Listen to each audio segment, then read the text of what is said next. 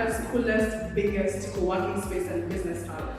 So besides giving office space to businesses, we pride ourselves in building a community of businesses, people who can help you, like networking, building good connections with people who can help you take your business to the next level. And some of the ways in which we do that is through such events, whereby we invite movers and shakers into our space. They can come, speak about their journey, speak about their story in a bid to inspire upcoming entrepreneurs, and pretty much just to make you, you learn from the best and you become even better.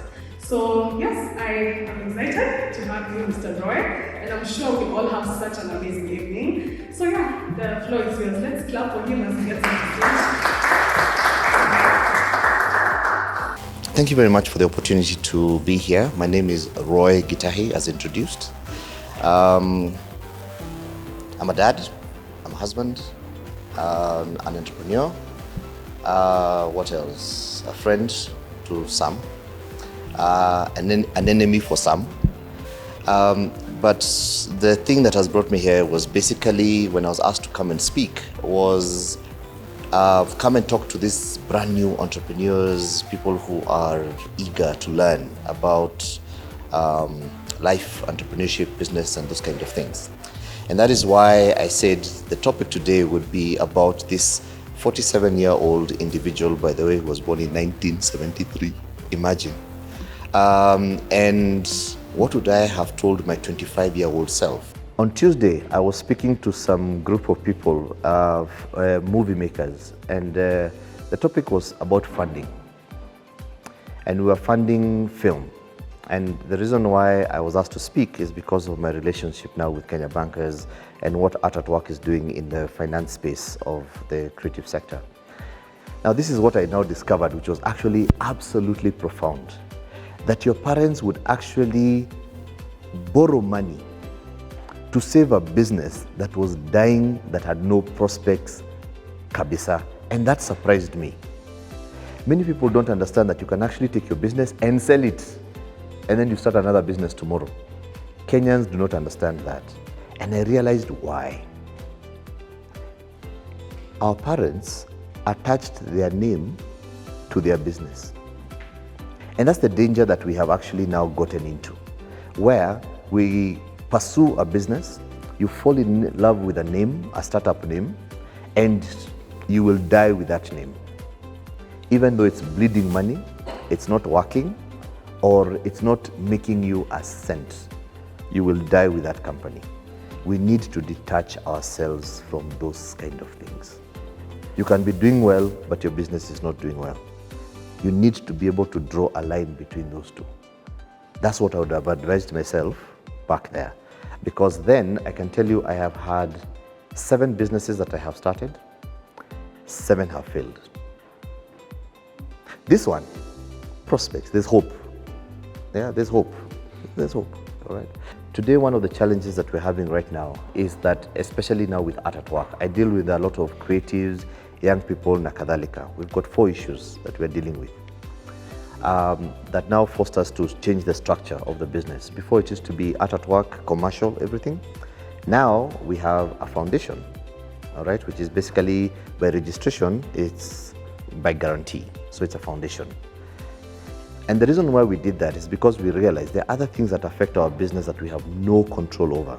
Number one, young people are suffering from mental health issues. And there are many, all right? That prevents somebody from actually being productive. Number two, we have sexual reproductive health. A bit personal, but the thing is, the diseases out there are many, all right?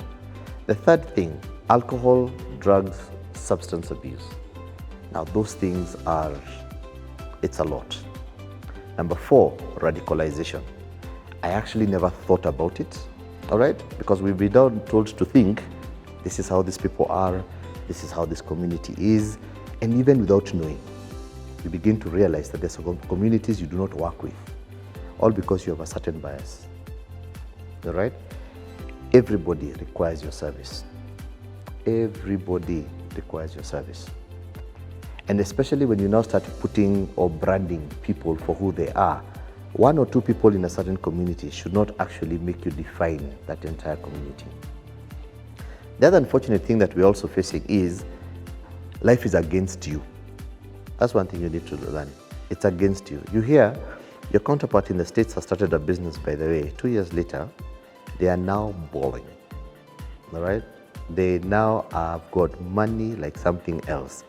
You in Kenya are starting your business, same business, but again, suffering is your portion. Yeah? So why does that happen?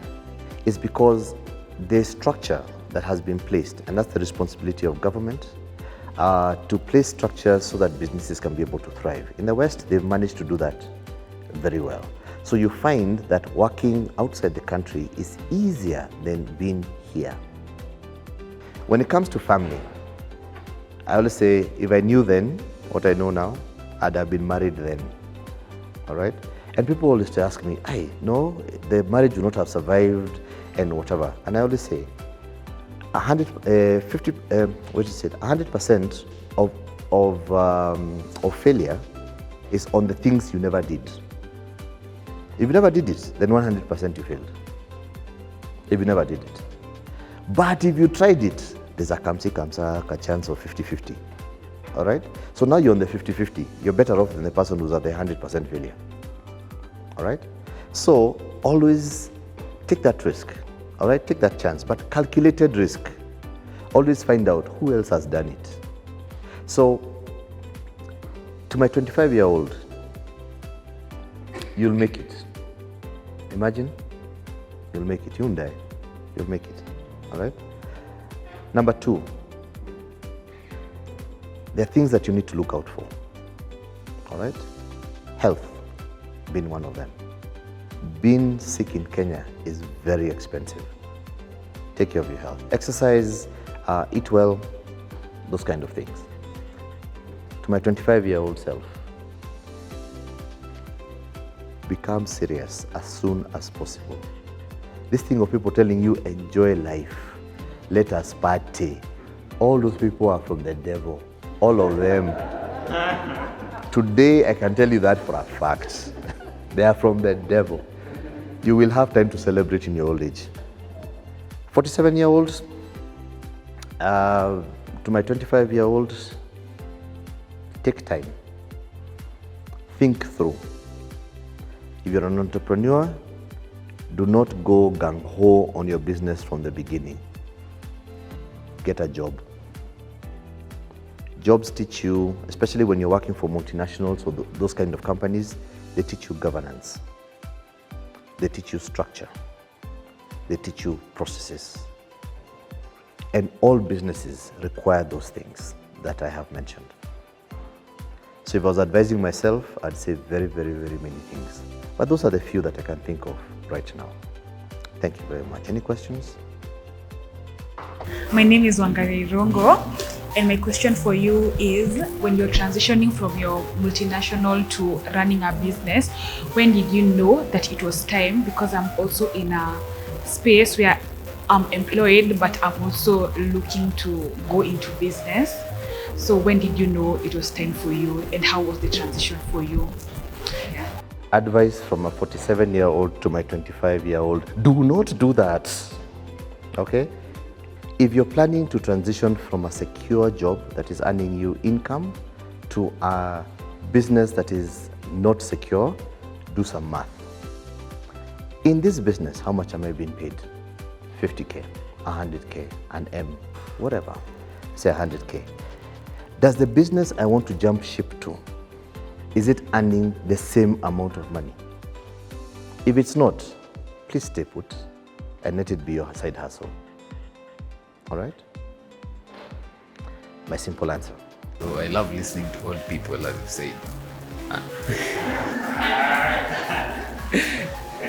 It's okay. I am secure with my age. Something I learned from my dad. Now, the problem for me comes in where you get to understand that old people are still the same young people that they were. They're still the same people. So they might be old, but they still have some limiting beliefs. They still have some mindsets towards things.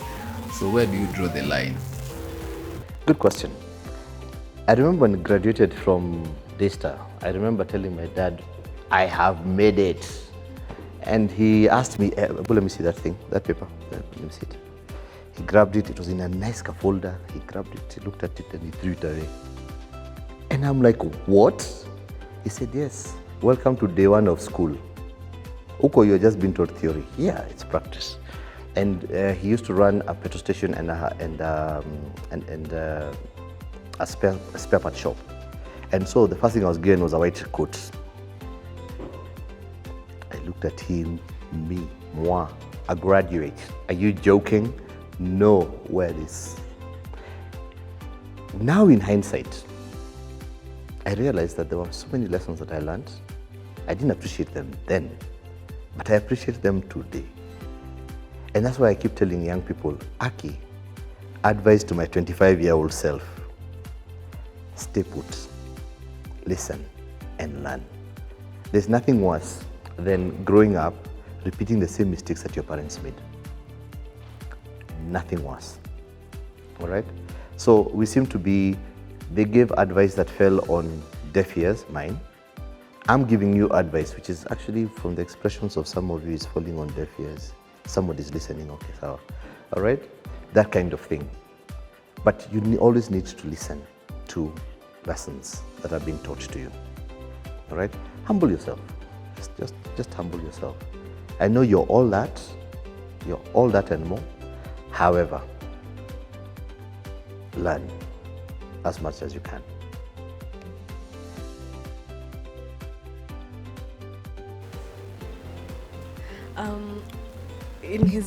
According to what he's saying, my question is, what's the place of, because most of the time when people are advising you, they're advising you from a place of insecurity, one, a place of fear, or a place of genuine love.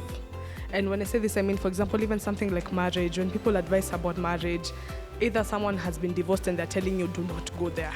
Like, I have seen it, many people have done it, like, what makes you think it's different? Or someone will tell you, okay, fine, you know what? So basically, when people are advising you, they always do it from different points of view.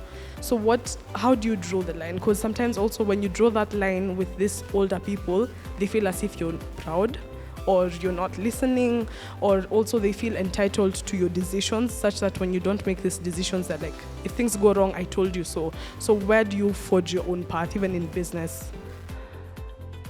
If you look at the men who advise, I get advice from, one, I had to look at them.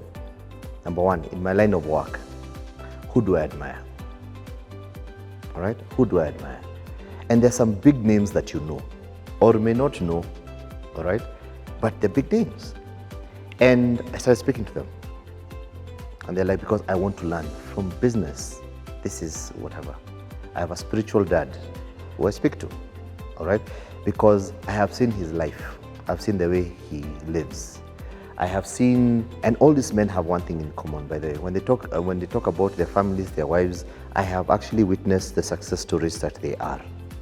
The guy loves his wife, so I have got aspirations. I want to love my wife the way you love your wife, all right? I want my kids to turn out the way your kids have turned out. Your kids are going to African Leadership Academy, African Leadership University.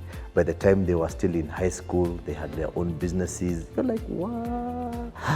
Ata mimi nataka kufuata. Why? Because I have actually seen, not everybody should have authority to speak into your life. You need to realize that. Some of them are from a point of insecurity. Some of them do not have your goodwill at heart, all right? So you also have to be very careful about who you allow to speak into your life. You have to be very careful who you allow to guide you, to mentor you, to drive you. And if you do not have a direction, please get one before asking for somebody to give you directions. Let's give him a round of applause. I'm sure we've all been blessed by his great words of wisdom, right? we will all go with one thing, you know, like we'll remember one thing at least that can guide us in our businesses, at work, and even in our life. So thank you so much for coming. I hope that you all have had an amazing evening. And yes, we always have this event every last Thursday of the month.